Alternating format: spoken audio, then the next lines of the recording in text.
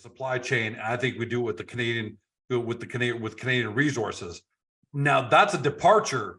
On the one hand, he loves EV, but he's never liked mining and resources, take stuff out of the ground. So what do you make of that? Is that just talk, or is that like real? I think it's a paradigm legitimate. shift?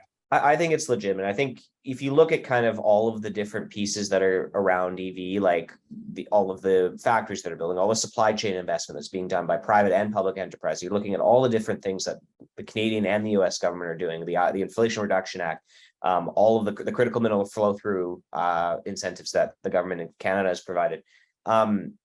If you look at the macroeconomic climate today, high interest rates, high inflation, we're obviously going into recession. I think that's pretty much a foregone conclusion for many people in the first half of 2023 at least.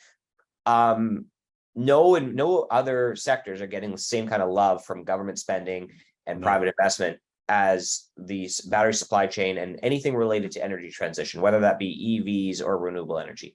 And if you look at all of those pieces, Canada is strategically positioned to be a leader in the production and provision of these critical minerals, especially when you look at everyone moving away from an Asian supply chain or a Chinese supply chain supplied by African minerals. It's all going to be, we have all of the necessary pieces to be a key supporter, a key piece of the EV or energy transition.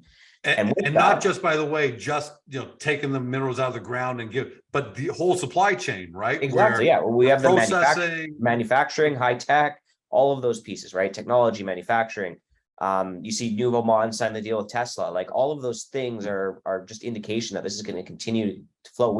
I was in Saudi Arabia last week at that Future Minerals conference, and there was a guy on the stage talking about the Nouveau Monde.